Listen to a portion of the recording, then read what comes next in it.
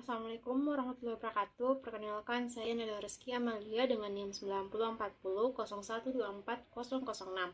Saya di sini ingin mempresentasikan materi mengenai desain organisasi dan perjanjian kerja dari materi kelompok 9. Yang pertama, 6 kunci desain organisasi. Ketika manajer sedang membuat atau mengubah sebuah struktur organisasi, maka secara tidak langsung manajer tersebut terlibat dalam desain organisasi. Adapun desain organisasi yang dimaksud ini adalah suatu proses yang melibatkan keputusan 6 elemen utama. Adapun elemen tersebut yang pertama adalah spesialisasi pekerjaan, yaitu membagi aktivitas kerja menjadi tugas-tugas pekerjaan yang terpisah. Karyawan secara individu menghususkan diri dalam mengerjakan sebagian dari suatu aktivitas daripada keseluruhan aktivitas untuk menghasilkan hasil kerja yang maksimum. Hal ini juga biasa dikenal sebagai pembagian tugas atau pembagian kerja. Yang kedua ada departementalisasi, yaitu pengelompokan pekerjaan. Nah, ada 5 bentuk umum departementalisasi yang sering digunakan dalam perusahaan-perusahaan. Namun, apabila perusahaan tersebut ingin mengubah atau membuat departementalisasi itu sesuai dengan apa yang dibutuhkan oleh perusahaan tersebut, itu boleh. Nah, contohnya yang pertama itu departementalisasi fungsional, yaitu pengelompokan pekerjaan berdasarkan fungsi. Yang kedua adalah departementalisasi geografis, yaitu pengelompokan berdasarkan wilayah geografis. Yang ketiga adalah departementalisasi produk, atau pengelompokan pekerjaan berdasarkan lini produk. Yang keempat yaitu departementalisasi proses, yaitu pengelompokan pekerjaan berdasarkan aliran produk atau pelanggan. Yang kelima, departementalisasi pelanggan, pengelompokan pekerjaan berdasarkan pelanggan spesifik dan unik yang memiliki kebutuhan umum. Nah, yang ketiga adalah rantai komando, merupakan garis wewenang yang membentang dari tingkat organisasi atas ke tingkat yang lebih rendah atau paling bawah, yang menjelaskan siapa yang melapor kepada siapa. Menurut teori penerimaan teori otoritas, ia mengatakan bahwa kewenangan datang dari kemauan bawahan untuk menerima tugas yang diberikan dari atasannya. Yang keempat, rentang kendali, merupakan jumlah karyawan yang dapat dikelola oleh seorang manajer secara efisien dan lebih efektif. Banyak faktor yang mempengaruhi rentang kendali ini, meliputi keterampilan ataupun kemampuan yang dimiliki oleh manajer, karyawan, dan karakteristik pekerjaan yang sedang atau akan dilakukan. Yang kelima, sentralisasi dan desentralisasi. Nah, yang dimaksud dari sentralisasi ini adalah tingkat pengambilan keputusan yang dilakukan tingkat atas organisasi. Semakin banyak karyawan tingkat bawah memberikan masukan atau benar-benar membuat keputusan, maka hal itu disebut desentralisasi. Nah, yang keenam adalah formalisasi, mengacu pada seberapa terstandarisasinya pekerjaan suatu organisasi dan sejauh mana pelaku karyawan dipandu oleh aturan dan prosedur dalam organisasi yang sangat formal. Namun, dengan adanya formalisasi ini akan memudahkan para karyawan untuk melakukan pekerjaan yang akan mereka lakukan ke depannya atau yang mereka harus capai. Materi yang kedua itu mekanisme dan struktur organisasi. Organisasi mekanistik atau birokrasi adalah hasil alami dari penggabungan 6 elemen tadi.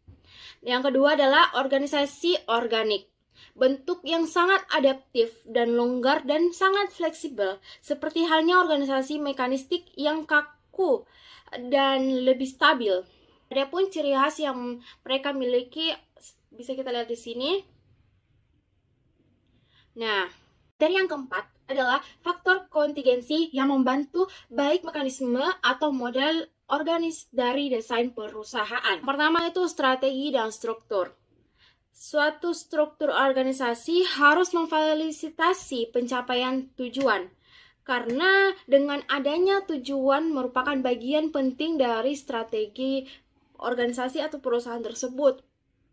Hal itulah yang menyebabkan mereka saling berkaitan.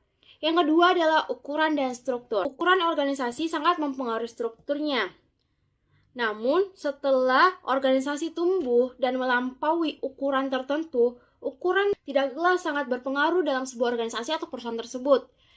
Yang ketiga adalah teknologi dan struktur. Setiap organisasi menggunakan beberapa teknologi untuk mengubah masukan menjadi keluaran. Nah, semakin rutin digunakannya teknologi dalam sebuah organisasi tersebut, maka semakin mekanistik sebuah organisasi tersebut. Nah, yang keempat adalah ketidakpastian lingkungan dan struktur. Atau organisasi pasti menghadapi lingkungan yang tidak pasti atau secara tiba-tiba. Maka dari itu, manajer mencoba meminimalkan ketidakpastian lingkungan dengan menyesuaikan struktur organisasinya. Nah, materi yang keempat adalah desain tradisional perusahaan. Nah, yang pertama adalah struktur sederhana. Sebagian besar perusahaan dimulai sebagai usaha kewirausahaan dengan menggunakan struktur yang sangat sederhana.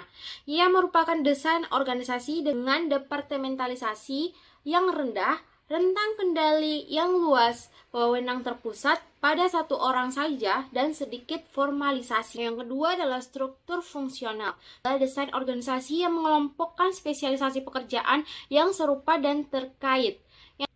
Yang ketiga adalah struktur divisi. Adalah struktur organisasi yang terdiri dari unit bisnis atau divisi yang terpisah. Nah, materi yang kelima adalah desain kontemporer perusahaan. Yang pertama adalah struktur tim.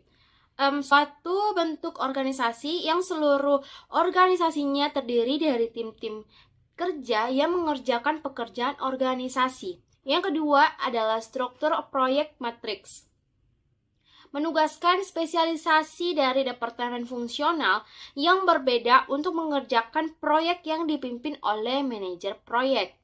Yang ketiga adalah struktur tanpa batas. Suatu struktur yang tidak dibatasi oleh batasan-batasan buatan, baik itu secara horizontal, vertikal, maupun faktor-faktor eksternal lainnya. Yang keempat adalah struktur pembelajaran, yaitu di mana karyawan terus menggali atau terus memperoleh pengetahuan dan saling berbagi satu sama lain dan selalu menerapkannya dalam sebuah organisasi tersebut. Nah, materi yang keenam adalah cara perusahaan menyatukan antara internal dan eksternal organisasi. Nah, yang pertama adalah kolaborasi internal, mencangkup materi mengenai tim lintas fungsi, yaitu di mana anggota tim disatukan untuk melakukan kolaborasi antara satu dengan yang lainnya agar dapat menyelesaikan masalah bersama yang mempengaruhi area fungsional. Yang kedua adalah satu tugas, yaitu komite atau tim sementara yang dibentuk untuk mengatasi masalah jangka pendek tertentu yang mempengaruhi beberapa departemen. Yang ketiga adalah komunitas pabrik, sekelompok orang yang memiliki kepedulian, masalah, atau minat yang sama terhadap suatu topik dan saling memperdalam pengetahuan serta keahlian mereka di bidang tersebut melalui interaksi yang berkelanjutan. Nah, yang kedua adalah kolaborasi eksternal. Yang materinya adalah yang pertama, inovasi terbuka. Setiap harinya ketika bisnis memperoleh atau menghasilkan ide untuk mengembangkan produk yang mereka buat sendiri, pasti mereka akan mengembangkan, memproduksi, dan memasarkan dan mengirimkan produk-produk tersebut kepada pelanggan mungkin sudah berakhir. Yang kedua adalah inovasi terbuka.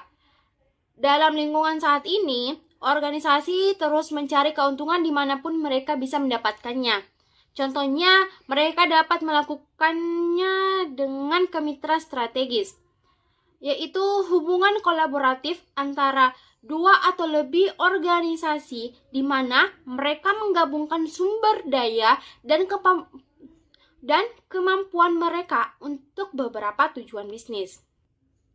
Nah, materi yang ketujuh adalah fleksibilitas perjanjian kerja yang digunakan perusahaan. Yang pertama adalah bekerja dari rumah, yakni di mana karyawan dapat melakukan pekerjaannya dari rumah dan terhubung ke kantor melalui komputer ataupun teknologi yang lainnya. Yang kedua adalah minggu kerja yang dipadatkan, waktu fleksibel, dan pembagian kerja. Materi yang ke-8, isu dalam mengatur persatuan perusahaan dengan tenaga kerja. Pekerjaan kontingen adalah pekerjaan sementara, pekerjaan lepas, atau pekerjaan kontrak yang pekerjaannya kontingen berdasarkan permintaan atas layanan mereka. Salah satu permasalahan utama yang dihadapi bisnis dalam bekerja kontingen, terutama mereka yang merupakan kontraktor independen atau pekerja lepas, mengklasifikasi siapa yang benar-benar memenuhi syarat sebagai salah satunya. Keputusan tentang siapa yang merupakan dan yang siapa yang bukan kontraktor independen tidak semudah dan tidak sepenting yang kita lihat. Nah, materi yang ke-9 adalah tantangan desain organisasi saat ini. Yang pertama, menjaga karyawan tetap terhubung. Yang kedua adalah mengelola masalah struktur global. Nah, itu tadi materi yang dapat saya jelaskan. Kurang lebihnya mohon dimaafkan. Wassalamualaikum warahmatullahi wabarakatuh. Bye-bye.